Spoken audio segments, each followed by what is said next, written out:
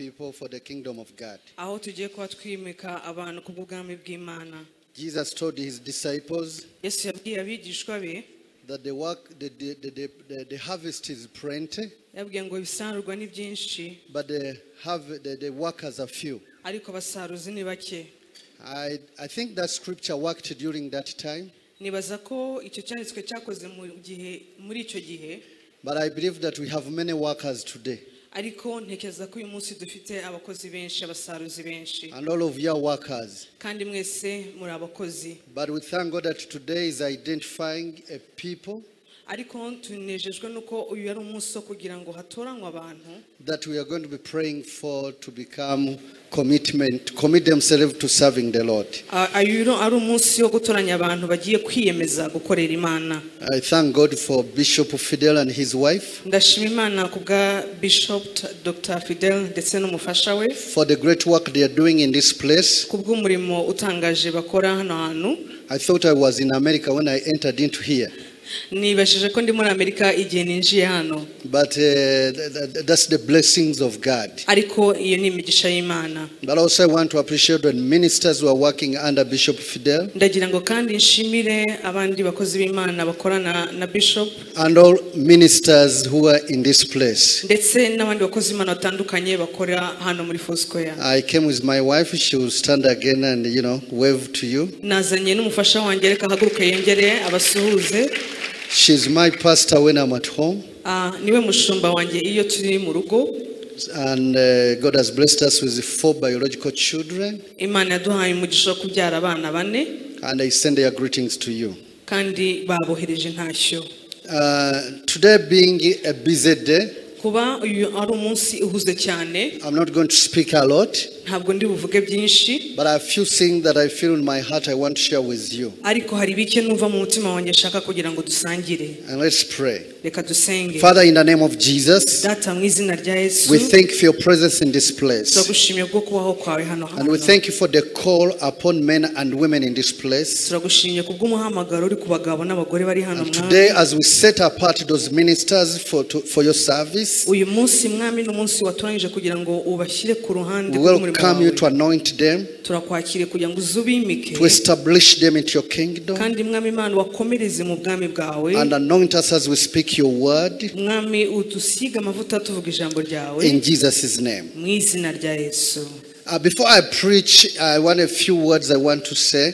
Mbere yuko ntangira kubwiriza hano amagambo make nshaka kuvuga. By the way, I bring you greeting from Foursquare Gospel Church in Uganda. Mbazaniye intashyo kuva Foursquare Gospel Church muri Uganda. And also from the Foursquare Church in East Africa. I spoke with some of the leaders and they send their greetings to you. Ndetse n'umuryango w'amatorero ya Foursquare mu karere k'ibiyaga bigari, navuganye na bamwe mu bayobozi barambwira ngo nzabatashye. But I want to say that when God calls somebody Icyo nshaka kuvuga nuko iyo Imana ihamagaye umuntu for ministry, imuhamagare gukora umurimo for a task, cyangwa se inshingano, He also puts there people Imana ishyiraho n'abantu that will train them bazabatoza in the call God has given them. muri uwo muhamagaro Imana yabahaye.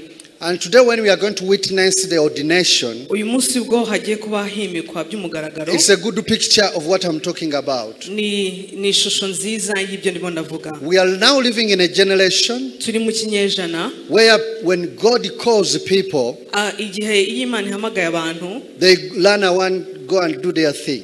baragenda bagakora ibyabo. And when you meet them on the field and you ask them who sent you, Wahura nabo mu nzira ukabaza se ninde wakohereje, they say God sent me. bakavuga yuko Imana ari bo yari yabatumye. But when God calls us, Ariko iyo Imana iduhamagaye He gives us men to train us. iduha abagabo bo kudutoza. If I'm to go back and be a member in any local church, Niba nshobora gusubira inyuma nkaba umwe mu banyamuryango b'itorero runaka, I would ask that pastor before I join the church, nabaza umushumba w'iryo torero ngiye kujyamo, who is your pastor? nkamubaza se wowe ninde mushumba wawe, Who commissioned you? ninde wagutumye. When you look at the life of Moses, Iyo urebye ubuzima bwa Mose, you know the story how God called him. muzi inkuru y'uko Imana yamuhamagaye, But He had to train him, and He gave him a heathen person to train him, and that was Pharaoh. Imana imaze guhamagara Mose imuhereza umuntu udasanzwe Farao kugira ngo abe ari umutoza. And he trained in all the disciplines and the ways of the Egyptians. Hanyuma Mose atorezwa mu muco mu nyifato no mu bintu bidasanzwe by'abanyegiputa. And then from there God took him in the wilderness and brought him to lead the children of Israel. Nyuma yaho ngaho Imana imujyana mu butayu imukurayo kugira ngo ayobore ubwoko bwayo. When you look at Joseph, urebye Yosefu, he was called by God. Imana yaramuhamagaye. But again he was trained by people. Ariko nanone atozwa n'abantu. And then the people after they Moses was commissioned by Pharaoh. Mose yoherejwe cyangwa yatumwe na Farao. He was commissioned by God. Mose yoherejwe n'Imana. After being trained by Pharaoh. Mose yatumwe n'Imana amaze gutozwa na Farao. Joseph was trained by the Egyptians. Hanyuma Yosefu atozwa n'abanyegiputa. And then he was commissioned by Pharaoh. Nawe yoherezwa na Farao. As to be in charge of the food and the affairs after interpreting the dream. Nyuma yaraho yamaze gusobanura inzozi amugira umunyakigega cyangwa se gukurira ikigega. So today is a special day to witness what God expects us to do in the church. Uyu ni umunsi rero kugira ngo tuboneshe amaso iby'Imana ishaka ko dukora mu itorero ryayo. So that we don't become self-styled ministers and we say God spoke us and then we go out and do the ministry. Kugira ngo tutaba abanyamwigendaho tuvuge ngo Imana yaraduhamagaye tugende tudafite ab'icyitegerezo tugomba kugira. Whenever God calls us also gives us people to train us. Igihe cyose Imana iduhamagaye iduha n'abantu kudutoza. And then those people commission us into ministry. Hanyuma abo bantu iyo maze kudutoza bakatwohereza mu murimo. Pray the name of the living God. Imana ishimwe. But today I want to talk about a simple subject which is very common about faithfulness. Uyu munsi ndashaka kugira ngo mvuge ku cyigisho gisanzwe kimenyerewe kuba umwizerwa. And if you have your Bible open with me to the book of Proverbs chapter 28. Niba ufite Bibiliya yawe reka tumbure Bibiliya zacu Imigani 28. And we are going to read verse 20. Turaza gusoma umurongo wa 20. Proverbs Imigani chapter 28 gice cya 28 and verse 20. umurongo wa 20.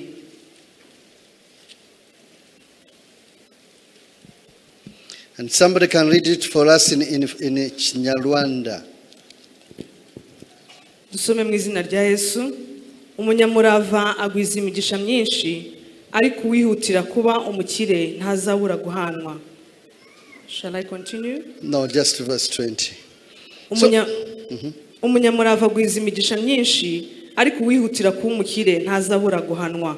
Is that English? Can you read it in English also? Yeah. Your version? Proverbs 28 verses 20. A faithful man will be richly blessed, but one eager to get rich will not go unpunished. A faithful man, Umunyamurava, he will be blessed. azagwiza imigisha. I believe that the world is looking for faithful people. Isi irashaka abantu b'abanyamurava cyangwa abizerwa. And God is looking for faithful people. Imana nayo ikeneye abantu babizerwa. For those of you who are going to be ordained today, abagiye kwimikwa uyu munsi rero, God is looking for you. Imana irabakeneye. And God wants you to be faithful. Kandi Imana ishaka ko mwabizerwa.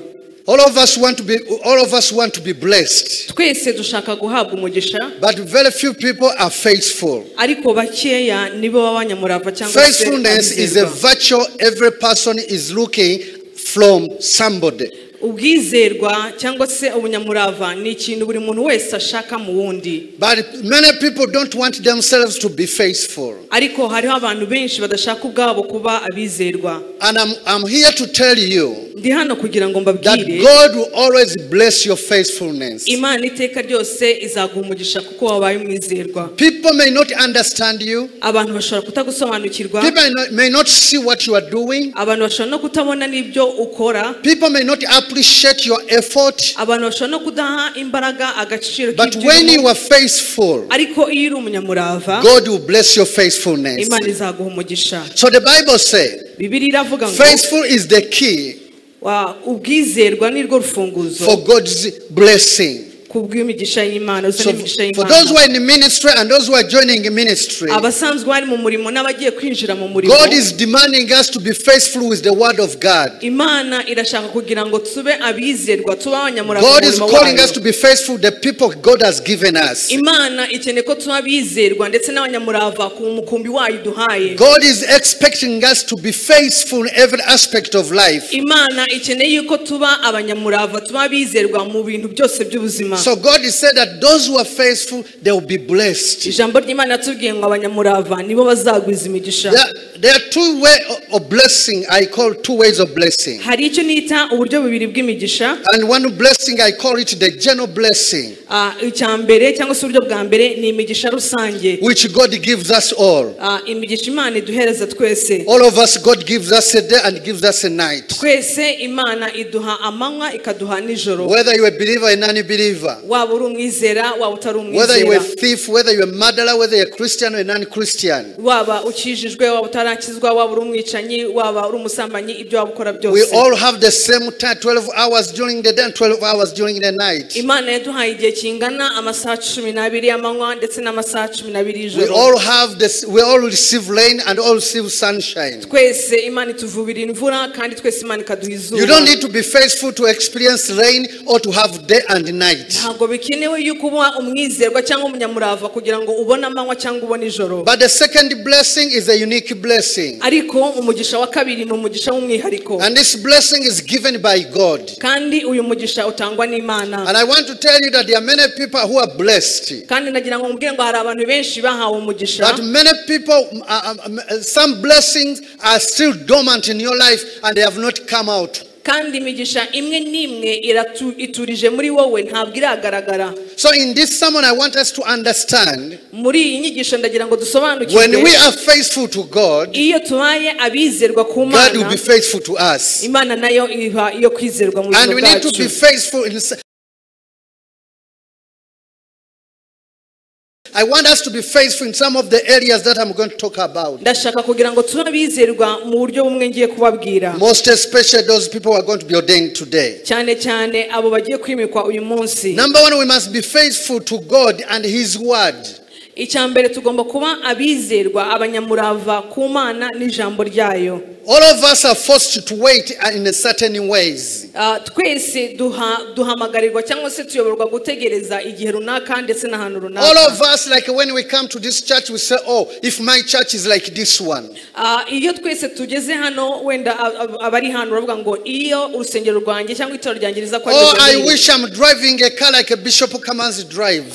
Ukavuga ati nanjye icyamba nkaba ntwara imodoka Bishop Kamanzi atwara. Oh, I wish I have a car like the other pastor has. Cyangwa se ukavuga ati iyaba nari mfite imodoka umushumba runaka afite. God will not release His blessings on your life Ntabwo Imana izigera igusukaho umugisha ku buzima bwawe until He has tested your faithfulness. igihe itaragerageza ubwizerwa bwawe.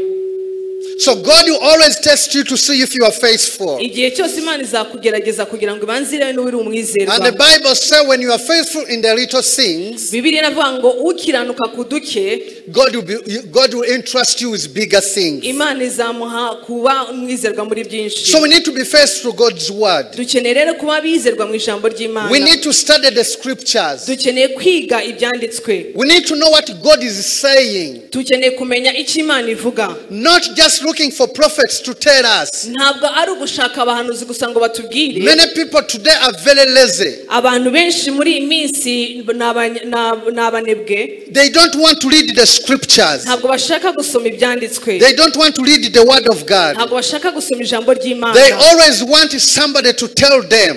Igihe cyose bifuza ko hari umuntu wababwira. They always look for prophets and ask them what is God is saying. Igihe cyose bashaka abahanuzi kugira ngo babaze icyo Imana iravuga. But all of us can hear from God. Ariko twese twakumva Imana. And when you know the word of God, kandi uzi ijambo ry'Imana is the foundation for your success. nirwo rufatirwa kugera ku ntsinzi yawe. So we need to be faithful to God. Dukeneye ko abizerwa And we need to be faithful to His word. ndetse tukabanyamurava mu ijambo ryayo. One time I went to pray for a pastor, a Christian at his home.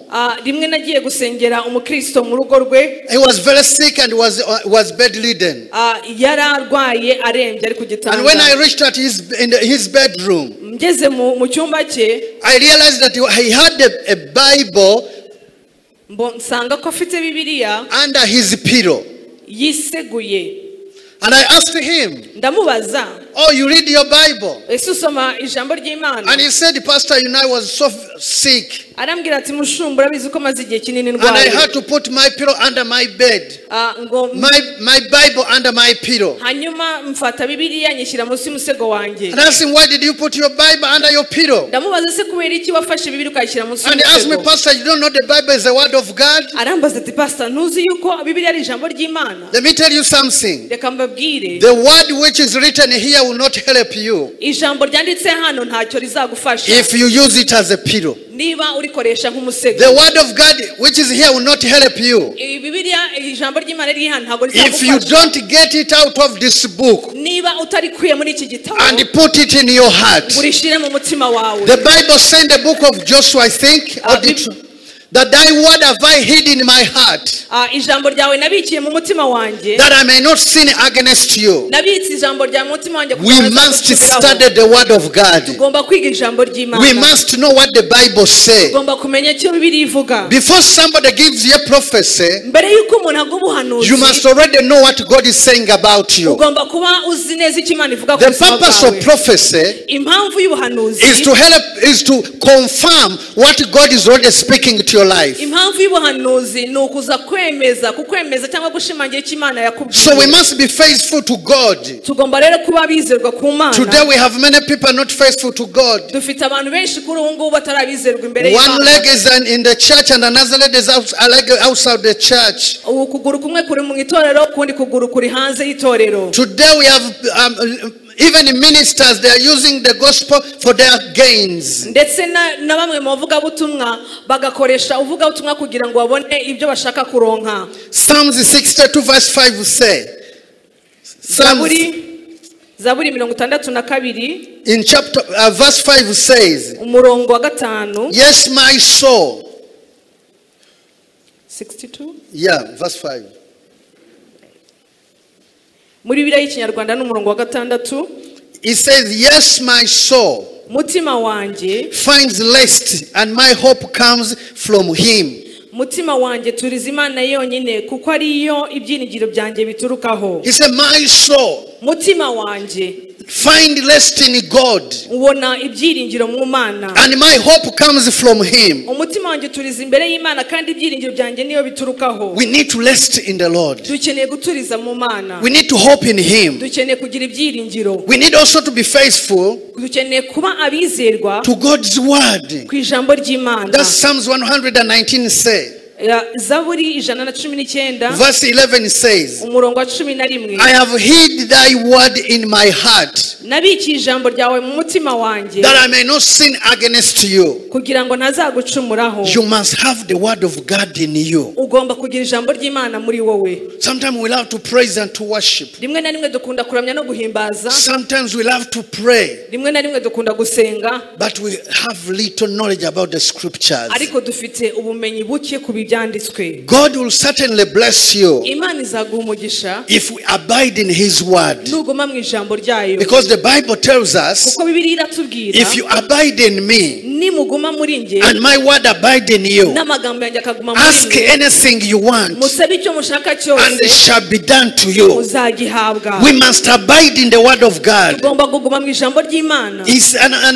Another translation says, Hari ubundi busobanuro buvuga ngo if you remain in my word, nimuguma mu ijambo ryanjye and I remain in you, nanjye nkaguma muri mwe ask whatever you want musabe icyo mushaka and it shall be done for you. muzagihabwa. And it continues to say, Igakomeza ivuga ngo that is to my Father's glory, kuko nibyo bihesha data that you bear icyubahiro, much fruits, kugira ngo mwere imbuto, showing yourself to be disciples. kugira ngo mwere imbuto zikwiriye abigishwa. We must abide in the word of God. Tugomba kuguma mu ijambo We ry'Imana. must read the word of God. Tugomba gusoma ijambo We must have ry'Imana. a good plan for the word of God. Tugomba kugira umugambi mwiza ku ijambo ry'Imana. One Christian told the other Christian, Hari umukristo wabwiye mugenzi we, he saw the other Christian with a dirty Bible. yabonye umukristo mugenzi we afite Bibiliya ishaje. And his Isa nabi. Bible was, the other one, his Bible was new. Hanyuma uriya Was looking very nice. Bibiliya yasaga neza ibonekana ko ari nshyashya. And he asked him, Aramubaza ati, what happened to your Bible? niki cyabaye kuri Bibiliya yawe? Your Bible looks used. Bibiliya yawe irasa nkaho ishaje yakoreshejwe cyane. It looks dirty. Irasa nabi. But you see my Bible. Ariko reba Bibiliya yanjye. I've been having it for 10 years. Nyimaranye imyaka 10. And it's still clean and smart. Iracyasa neza. And the other one asked him, Uriya aramubaza ati, do you read your Bible? Ese urayisoma? I said, every Sunday. Aramubwira ati, yego buri cyumweru. Every Sunday. Buri cyumweru ndayisoma. I read my Bible. Nsoma Bibiliya yanjye. Are you that Christian? Rero uwo mukristo. Are you that Christian? Uri uwo mukristo. Who read your Bible only on Sunday? Usoma Bibiliya ye ku cyumweru gusa. Who remember the word of God only on Sunday? Wibuka ijambo ry'Imana ku cyumweru gusa. For those of you who are going to be ordained today, Kwa abagiye kwimikwa uyu munsi. make the word of God your daily bread. Ijambo ry'Imana murihindura umutsima wa buri munsi. Make the word of God your daily bread. Ijambo ry'Imana rihinduka And umutsima wa number buri two, munsi. Icya kabiri, we need to be faithful tukene kuba bizerwa to our local church. ku matorero yacu tukoreramo. To our local church. Amatorero tubarizwamo. The church is a universal church. Itorero ni rigari. The church of Christ is not only the people who are seated here. Itorero rya Kristo ntabwo ari abantu bicaye muri iyi nyubako gusa. The church of Christ is universal, is international. Itorero rya Kristo ni rigari. But we must be accountable to our local church. Ariko tugomba kuba abizerwa mu matorero tubarizwamo. Those of you are going to be ordained today. Abagiye kwimikwa uyu munsi. And those of you are seated behind there. Ndetse namwe mwicaye. You must belong to a local church. Mugomba kugira aho mubarizwa, itorero mubarizwamo. Where is your local church? Who is your pastor in the local church? What is your responsibility in the local church? Each one of us must belong to a local church, must be committed to a local church, must serve in the local church, must support the leaders and the program of the church, must avail himself to the local church. The local church is the place where you gather together as a Christian. We have many Christians today. They don't belong anywhere. You ask them which one is your church.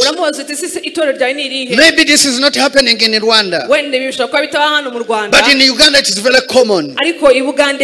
You find one person, he has 5 pastors. He has a pastor for the lunch hour. He has a pastor on the TV. He has a pastor on the radio station. He has a pastor on the altars. They call them altars, smaller groups. You ask them, who is your pastor? And they have 5 pastors. They are learning from the responsibility. They are learning away from, they don't belong anywhere. One Christian came to me. And he had been in our church for 6 years. And he wanted a recommendation later. And I asked him, and they came to my office. And after greeting me, praise the Lord, the pastor. And he said, Pastor, I need a recommendation later. And they asked me for a recommendation letter from my pastor. And I asked them, are you a member in this church? I said, yes, Pastor, this is my church for 6 years. And I said, but I've never seen you in the church. I said, no, Pastor, I come here every Sunday. And I asked him, do you know the name of my wife? I said, yeah, I know her. And I said, what is her name? I said, I don't know her name, but I see her in the worship team. urumva izina rye ntago ndizi ariko njya mubona muri team y'abantu. And I ask him, who do you know? Ndamubaza ese uzinde? Do you know the assistant pastor? Ese uwungirije umushumba? And said, do you mean there is a taller one? There is a taller one? Arambwira ati uravuga wa undi muremure. And I told him, we don't know I as a member in the church. I asked him, are you involved in any program of the church? I said, you know, Pastor, I'm very busy. I said, do you come on the Wednesday service? I said, you know, Pastor, I have no time. And I asked him, do you want a recommendation letter from me? I said, yes, Pastor. And I said, you know what I'm going to write? I'll say you are not a faithful member in our church. You even don't know the members in the church. Wednesday you don't attend, you are very busy in other things. And I said, do you still need a recommendation letter? I said, no, Pastor, you understand also, you understand. And you know, people want us to understand when they make when they're outside the programs.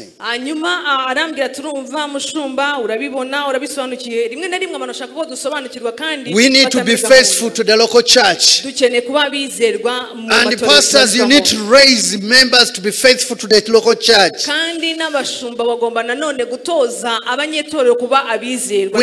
We need to express our obedience to our leaders. The Bible says in the book of Hebrews, chapter 13 verse 7,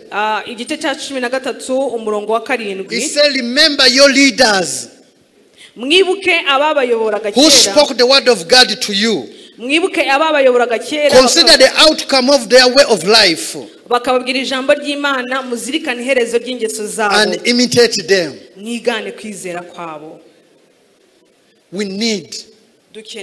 We need to remember our leaders. We need to remember our church leaders. But also we need to remember our government leaders. We need to pray for them. We need to remember them. We need to imitate them. I had also as a leader in our church, and every time he comes on the pulpit, he doesn't quote anything from me. So every time he comes on the pulpit, he said, you know, when I was at the lunch hour, the pastor said this. He said, when I was listening to the TV, the pastor said this. And one time I called him. I loved what those pastors are saying. But what does your pastor say?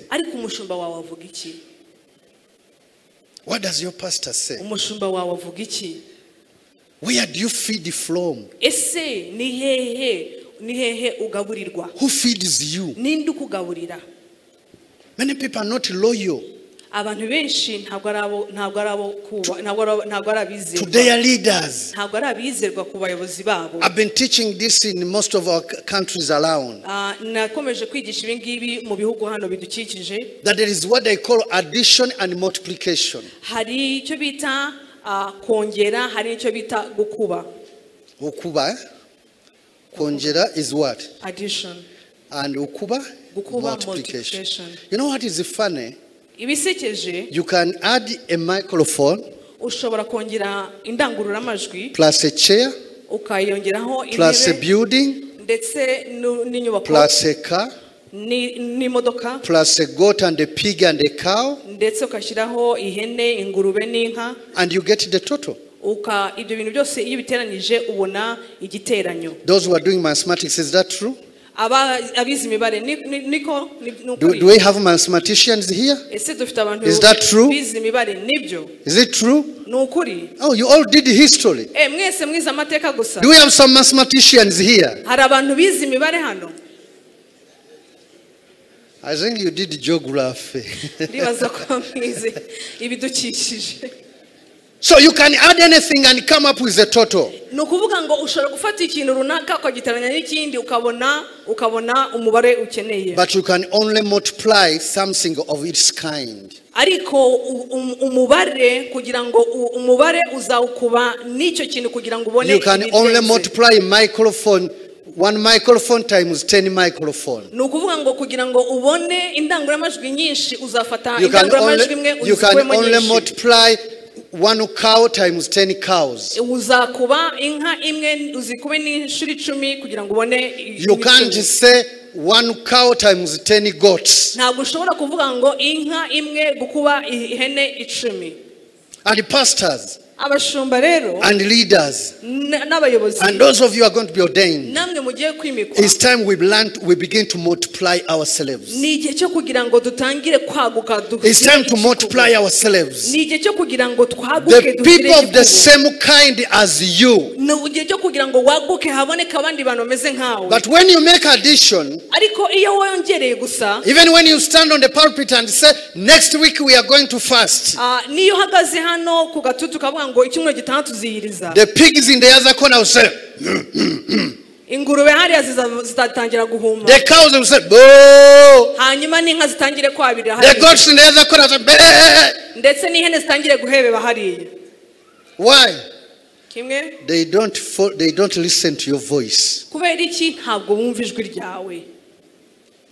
No wonder Jesus had 12 disciples. Dore ko Yesu afite abigishwa 12. And he knew he had multiplied himself among them. Yanabizi neza yuko yahinduriye benshi kuba nkawe. So those of you are going to be ordained, rero mwebwe mugiye kwimikwa, go and multiply yourself. Ni mugende muhindure benshi kuba nkamwe. Multiply yourselves among faithful people. Ni muhindure benshi kuba bizerwa kimwe nkuko namwe muri. Respect your leaders. Mwubahe abayobozi banyu. Listen their voice. Mwumve ijwi ryabo. The reason you are being ordained, because the Foursquare Church and your pastors have trusted you. Nuko Foursquare nk'itorero ndetse n'abashumba bawe bakugiriye icyizere. You have proved to be faithful. Wagaragaje kuba wo kwizerwa. Don't go there and say you know the full gospel church is say.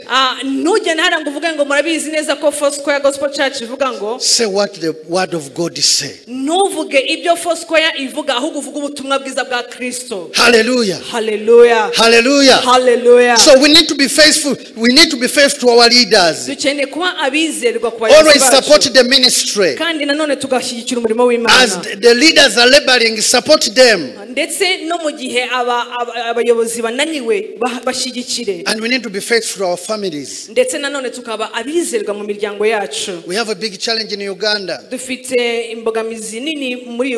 Divorce has become a very common thing.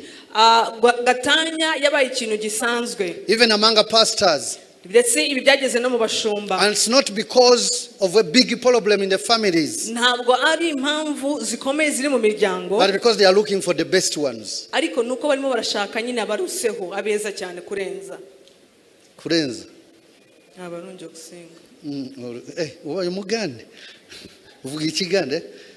Do you understand what I mean? Family, your ministry, ministry is built on the family. Husbands must be faithful to your wives. And wives must be faithful to their husbands. God calls the husbands to love your wives as Christ loved the church. You haven't loved your partner until going to the cross. And God did not love us because we are perfect people, but He really loved us anyway. So we must be faithful to our families. If your family is not well, your church will not be well. If you don't love your wife, you will not love the members. If you don't love your husband, you will not love the members. So there must be faithful when between the husband and the wife. And the Bible says, wives, submit to your own husband. So we don't love because they are good. ntabwo tubakunda kuko ari beza. I don't love my wife because she cooks good food. Ntabwo nkunda umugore wanjye kubera ko antekera amafunguro meza. I don't love her because when she makes a nice hair. Ntabwo mukunda kubera ko yashyizeho umusatsi mwiza. I love her, it's a command from the Lord. Mukunda kuko ni itegeko riva ku Mana. God has commanded me to do that. Imana insaba integeka kumukunda. There is a saying in our country hari imvugo mu gihugu cyacu that marriage is like a cup of porridge. Urushako ni nk'igikombe cy'igikoma. Murakizi? Do you know it? Muzi igikombe cyo bukoma? Do you know the cup of the porridge? Murakizi? Do you know it? So that marriage is like a cup of porridge. Marriage is like a cup of porridge. Urushako ni nk'igikombe cy'igikoma. You drink it when it's hot. Ukinywa gishyushye. You drink it. Have you ever seen people taking porridge? Mwabonye abantu kuntu banywa igikoma? But they don't throw it away because it is hot. Ntabwo bakimena ngo kirashyushye ariko gerageza guhoza. They keep on drinking and they breathe and taking and taking. Akomeza anywa agahoza ariko akanywa. And people don't like a porridge when it is cold. Kandi nta muntu ukunda igikoma gikonje. So marriage urushako rero is like a cup of porridge. Ni nk'igikombe cy'igikoma. Keep drinking. Komeza unywe. Keep drinking. Komeza unywe. Hallelujah. Hallelujah. Imana ishimwe. Praise God. Imana ishimwe. Praise God. So husbands, you must love your wife. Bagabo mukunda abagore banyu. And that's the faithfulness ubwo nibwo bwizerwa that God is calling us. Imana iduhamagarira. When you are faithful to God and His word, iyo uri umwizerwa ku ijambo ry'Imana ndetse n'Imana ubwayo, if you are faithful to your leaders and to your local church, ukaba umwizerwa ku bayobozi bakuyobora mu rusengero, if you are faithful to your husband and your wife, ukaba umwizerwa ku mugabo wawe cyangwa se ku mugore wawe, God will bless your life. Imana izaha umugisha ubuzima bwawe. I'd rather be blessed by God nakwifuza guhabwa umugisha n'Imana other than being blessed in my own ways. aho kugira ngo mpabwe umugisha binyuze mu nzira zanjye. The Bible says in the book of Ephesians, Bibiliya inavuga mu gitabo cy'Abefeso, it says, children, obey your parents bana mujye mwumvira ababyeyi banyu as in the Lord. mu mwami wacu. This is right. Kuko ari byo bibakwiriye. Honor your father and your mother, wubahe so na nyoko, which is the first commandment with the promise, iryo ni ryo tegeko rya mbere, so that it will go well with you kugira ngo ubone amahoro and that you may enjoy long life. uramire mu isi. When even children, they need to submit, they need to honor their parents. Abana nabo bakeneye kubaha ababyeyi babo. So as parents, we have a responsibility to raise our children in the ways of the Lord. Nkuko natwe ababyeyi dufite inshingano zo kugira ngo dukuze abana mu buryo bw'Imana. And also we need to be faithful with our finances. Kandi nanone tukaba bizerwa mu mitungo yacu. One of the things that is destroying the church, kimwe mu bintu birimo konona cyangwa se kwangiza itorero, marriages, ingo, countries, ibihugu, is the finances. ni umutungo. And let me tell you something. Kandi reka nkugire icyo nkubwira, God will give you finances Imana izaguha amafaranga cyangwa se imitungo if you can handle them. Imana izaguha amafaranga ushobora kuba wajera, wabasha kubungabunga. Many churches are having challenges because of finances. Amatorero amwe namwe afite ibibazo bitewe n'amafaranga. We need to plan well. Tugomba gushyiraho ingengabihe neza. We need to know what we do with our finances. Tugomba kumenya icyo dukoresha amafaranga yacu. You need to plan. You need to have a plan. Ugomba kugira ingengabihe. Proverbs chapter 27 verse 23 say. Imigani 27 umurongo 23 haravuga ngo. Proverbs 27 verse 23 say. Imigani 27 umurongo 23. Be sure you know the condition of your flock. Be sure you know the condition of your flock. Gira umwete wo kumenya uko imikumbi yawe. Know the condition of your flock. Menya uko imikumbi yawe imeze. Know the condition of your business. Menya uko ubucuruzi bwawe buhagaze. Know the condition of your ministry. Menya uko umurimo uhagaze. Know the condition of what you do. menya uko ukora bimeze and give a careful attention to your hearts. kandi ufate neza amashyo yawe. For the riches do not endure forever, kuko ubukungu budahoraho iteka, and the crown is not secure for all generations. ingoma nayo idahoranwa ibihe byose. We need to honor God with our tithes and offering. Tugomba kubahisha Imana ibya 10 n'amaturo yacu. I know there is a teaching going around today. Ndabizi neza yuko hari inyigisho irimo iranyuraho muri iyi minsi The tithes and offering is an old commandment. Bivuga yuko icya 10 n'amaturo izari inyigisho za kera. It is an old law. Ari itegeko rya kera. But also honor your father and your mother is an old law. Ndetse ndagira ngo nkwibutse yuko kubaha so na nyoko also thou shalt not kill is there in the old law.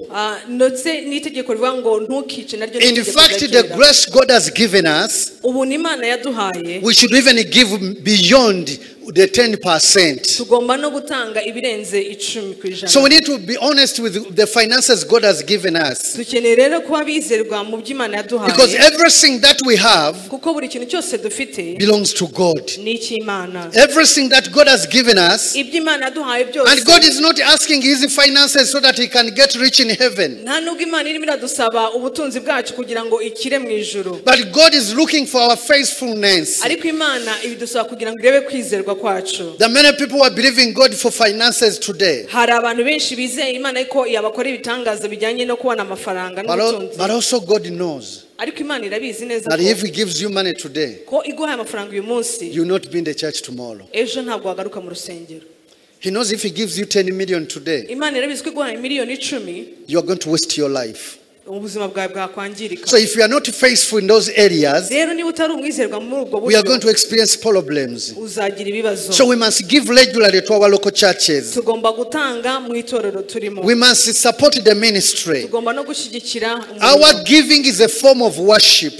Gutanga ni ikimenyetso, ni uburyo bumwe bwo kuramya. And to worship means to surrender all your whole life and surrender everything you have. Kandi kuramya bivuze kwiyegura wowe ubwawe ndetse no kwegura ibyawe byose. We must be faithful. Tugomba kuba bizerwa. When we are faithful, Iyo turabizerwa, God will bless us. Imana izaduha umugisha. If we are faithful, Niba turabizerwa, we shall go far. tuzagera kure.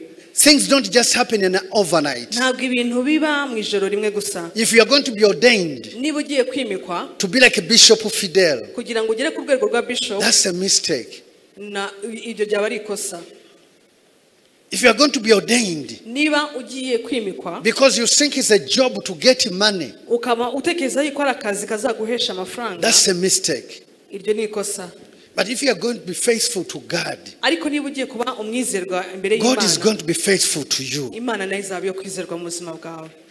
Are you faithful this morning? Ese muri iki gitondo uri umwizerwa? Are you faithful to your local church? Ese uri umwizerwa mu itorero? Are you faithful to your leaders in the church? Ese uri umwizerwa mu bayobozi Do you listen? Do you obey them? Ese urabumvira?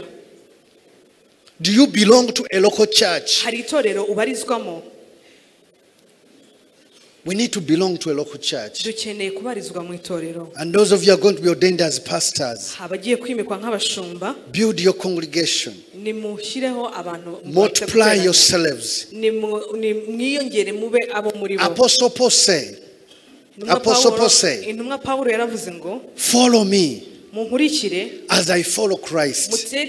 muteri intambwe mu kirenge cyanjye. And I'm looking at Bishop Fidel telling you, nkuko ndeba Bishop ababwira, those of you are going to be ordained, mwebwe mugiye kwimikwa, follow me nimunkurikire as I follow Christ. nkuko nanjye nkurikira Kristo. And you are going to tell your people, nawe ubwira abantu bawe, follow me nimunkurikire as I follow Christ. nanjye nkuko nkurikira Kristo. Who are you following today? Ninde ukurikira uyu munsi? Are you able to say, follow me as I follow Christ? Ese witeguye kuvuga ngo nimunkurikire nkuko nanjye nkurikira Kristo? Let us be faithful people. Reka tube abantu bo kwizerwa. The Bible says we are light and salt of the world. Bibiliya ivuga ngo turi umucyo kandi turi umunyu w'isi. The world Isi should look for faithfulness in the church. igomba kubona abantu abizerwa abanyamurava mu The itorero. government, Ubuyobozi they should look for faithful people bagomba kubona abantu babizerwa abanyamurava from the church. babakuye mu itorero. There is a time in our government Hari igihe muri leta yacu The president had a problem with people who were collecting our revenues. Hari igihe umuyobozi mukuru w'igihugu yari afite ikibazo n'abantu bakusanyaga cyangwa se abantu bari bashinzwe ibijyanye n'imisoro. And when people were collecting taxes, hanyuma rero abasoreshaga, the taxes were not getting in the treasury. Imisoro ntigere mu kigega. And the president called the pastors. Hanyuma president ahamagara and he said to the pastors, abwira abashumba, find me some faithful people nimushakira abantu babizera who are educated. Bize, I can put in this organization of URA. nshobora gushyira muri URA cyangwa se revenue ya Uganda. And those of you are following maybe Uganda programs, you remember the lady they called Kajina. Mwebwe mujya mukurikira wenda amakuru mushaka mwibuka umudamu witwa Kajina. She was a born again. Yari umukristo. Very faithful to the Lord. Yari ukwizerwa imbere y'Imana. Then she was put to head the Uganda Revenue Authority. Hanyuma agirwa umuyobozi mukuru wa Uganda Revenue Authority. And our economy changed. Hanyuma ubukungu bw'igihugu butangira guhinduka. Our economy changed. Ubukungu bw'igihugu butangira Our taxes went higher. Imisoro iriyongera. God is looking for faithful people. Imana yashaka abantu babizerwa. And people are looking for faithful people. Ndetse n'abantu nabo bakeneye abantu babizerwa. Pastors are looking for faithful people in the church. Abashumba bakeneye abantu babizerwa mu itorero. Are you faithful? Uriho kwizerwa. Are you faithful? Uriho kwizerwa. Ask somebody next to you. Baza umuntu kwegereye.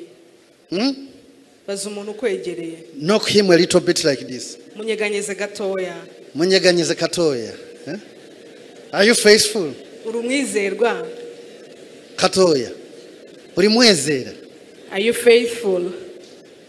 Are you faithful? Uri umwizerwa. I know you want to be the senior pastor. Ndabizi ko ushaka kuba umushumba mukuru. Are you faithful? Ariko se uri umwizerwa. I know you want to head the ministry. Ndabizi ko ushaka kuyobora umurimo. Are you faithful? Uri umwizerwa. Ongera umunyeganyeze gato. Mubaze. Ask the person Uri next to you. mwezera? Are you faithful? Are you in church on time?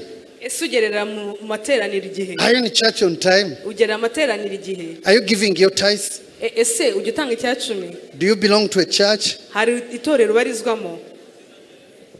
Uri mwezera? Mwizerwa. Mwezerwa. Are you faithful? Let's stand up on our feet. Reka duhaguruke ku maguru yacu. Father, we thank you. Data turagushimiye. This is a special day. Ni umunsi udasanzwe. You are calling us to be faithful. Mana uraduhamagarira kuba bizerwa.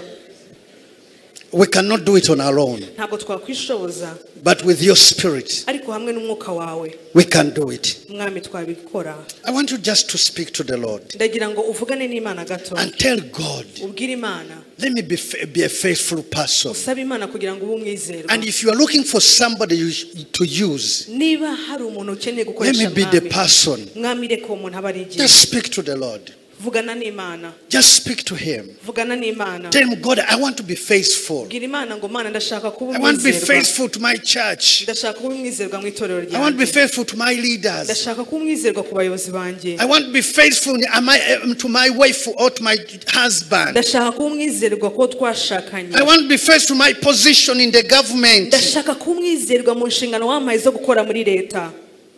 I want to be faithful in everything I do. Ndashaka kuba umwizerwa muri buri kintu cyose nkora Mwami. Some people are getting promotion after promotion Hari abantu bamwe bagenda bazamurwa mu ntera because of their faithfulness. kubera ko ari abizerwa. But others are going around Ariko hari abandi bakomeza and complain people don't like me. bagatanya kwitotuma bavuga ko abantu batabakunda. Are you faithful? Ese uri umwizerwa? Does your pastor know you in the church? Umushumba wawe arakuzi mu itorero? Holy Spirit of God, Mwuka wera w'Imana, convict our spirit reka wemeze imitima yacu that will be faithful people.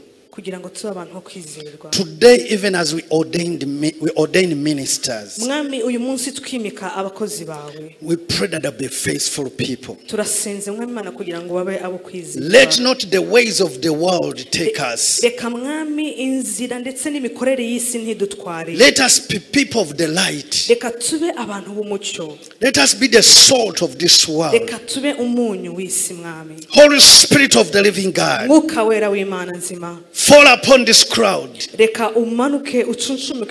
upon all these people, that the intention and the plans of our heart and all our intent will be right before you. Breathe upon us with your spirit. I believe God is speaking to some people in those areas of faithfulness. But today you can commit yourself and say, I'll be faithful.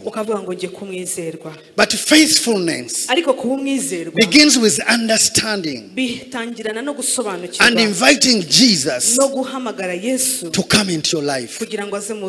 And when he comes in your life, he will change your life. If you are not saved and you have never given your life to Jesus, you have an opportunity. You can put up your hand where you are, and God will come into your life.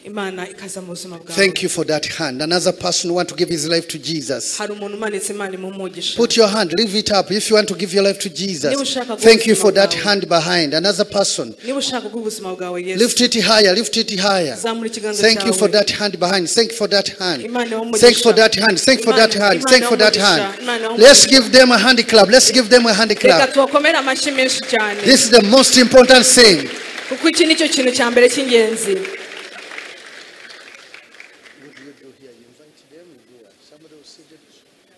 Okay. So for those who are putting up your hands, just in 1 minute, just walk in front here. And you can ask the neighbor, do you want Jesus to come in your life? Help them. Help them come in front here.